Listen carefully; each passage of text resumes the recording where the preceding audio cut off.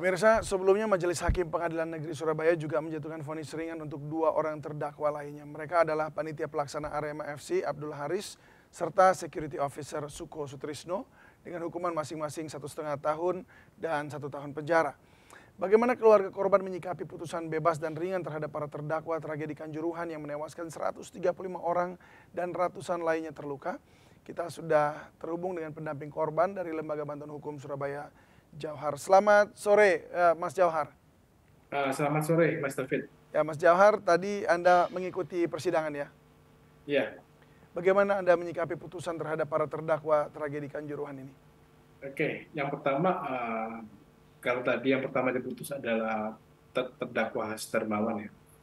Jadi bagi kami itu seperti kayak anti klimaks. Artinya begini, dalam pertimbangannya itu seakan-akan hakim mengakui bahwasanya perbuatan yang dilakukan oleh terdakwa Has Darmawan ini tidak berhati-hati, terus kemudian berlebihan dan melampaui batas, sehingga mengakibatkan 623 orang luka-luka ringan baik dan sedang, 24 orang luka berat, dan 135 orang meninggal dunia.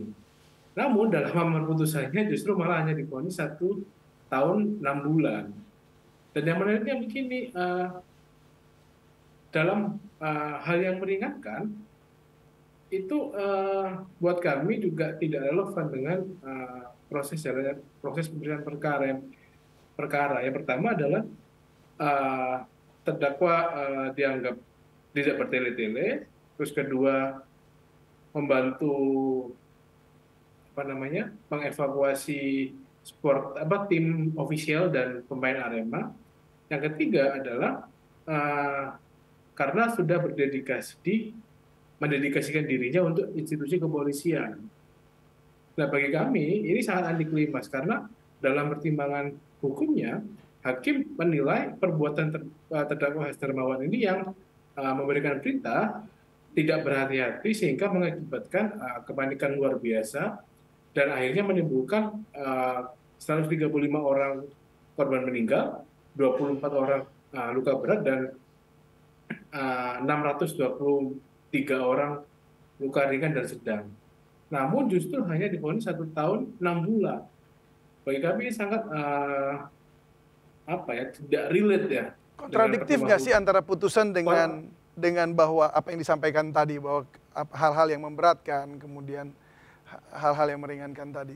Betul, artinya hal yang memberatkan dengan hal yang meringankan ini sangat kontradiktif. Artinya hal yang meringankan ini bersifat subjektif dan itu sangat mempengaruhi hasil putusan, lama pidana penjaranya, yang itu hanya 1 tahun 6 bulan. Kemudian untuk terdakwa yang lainnya yang divonis bebas itu hakim berpendapat bahwasanya perintah yang mereka sampaikan bahwasanya tembakan gas air mata itu hanya berada di lapangan, tidak mengarah ke tribun, sehingga tidak memiliki kausalitas yang mengakibatkan kepanikan yang timbul dari supporter yang berada di tribun. Nah, untuk 2 orang terdakwa yang divonis bebas ini, kami melihat sedari awal memang ada upaya pengaburan fakta tragedi Kanjuruhan ini. Bisa lebih dijelaskan pengaburannya bagaimana terkait dengan terdakwa ini? Ya, penyidik dalam menetapkan tersangka ini seakan-akan serampangan, tidak melihat sejauh mana peran-peran dari orang yang dijadikan tersangka, sehingga akibatnya adalah ketika masuk proses persidangan mereka divonis bebas. Salah orang begitu menurut Anda? Kenapa? Salah orang yang dijadikan tersangka oleh atau terdakwa oleh pihak penyidik? Iya, kami berpendapat begitu. Harusnya juga selain orang yang memberitakan, operator penembak gas air mata ini juga harus diadili juga, karena mereka lah yang juga turut melakukan penembakan gas air mata sebagai hal yang mengakibatkan timbulnya kepanikan di area tribun. Nah, ini justru yang ingin kita ketahui juga ya, apakah memang atau Saya tidak mau berandai-andai, hanya saja kalau dilihat dari persidangan tersebut dan apa yang Anda katakan tadi, seakan-akan memang orang yang digiring ini salah sehingga dia memang harus bebas gitu. Sementara yang seharusnya bersalah, tapi justru tidak masuk dalam persidangan ini. Apakah benar kalau saya berkata seperti itu maksudnya? Iya, jadi bacaan kami seakan-akan penetapan 6 orang menjadi tersangka ini karena di LIB perkaranya masih di tingkat penyidikan ya. Itu seakan-akan hanya untuk menenangkan situasi di masyarakat bahwasanya sudah ada tersangka dalam tragedi Kanjuruhan. Namun penyidik kita melihat tidak serius untuk secara detail dan teliti menyusun konstruksi perkaranya agar dapat membuktikan di pengadilan. Akibatnya apa? Kedua orang ini divonis bebas. Baik, nah selama mengikuti persidangan tadi, apakah bukti yang dihadirkan oleh jaksa gitu menurut Anda cukup kuat dan meyakinkan keluarga begitu atau meyakinkan hakim atau malah justru sebaliknya? Nah, dalam aspek pembuktian kita melihat ada ketimpangan, Mas David ya. Artinya dari sekian proses jalannya persidangan, terutama pemeriksaan saksi, itu minim pelibatan korban itu sendiri. Sepanjang catatan kami, itu hanya ada 5 orang supporter yang dijadikan saksi, namun itu berbanding terbalik dengan saksi dari pihak kepolisian yang jumlahnya kalau nggak salah ada sekitar 50 atau 60 orang dalam satu berkas perkara itu. Artinya berapa orang dari pihak keluarga yang dilibatkan sebagai saksi? Sepanjang catatan kami ada 5 orang. Hanya nggak sampai 10%-nya ya? Nggak sampai 10%-nya. Artinya kecenderungan untuk objektivitasnya sangat minim. Karena seringkali terjadi pengingkaran terhadap terutama soal gas air matanya yang banyak saksi yang mengatakan tidak mengetahui ada gas air mata yang mengarah ke tribun. Padahal kalau kita melihat banyak video yang tersebar di jagat media sosial, itu jelas sekali.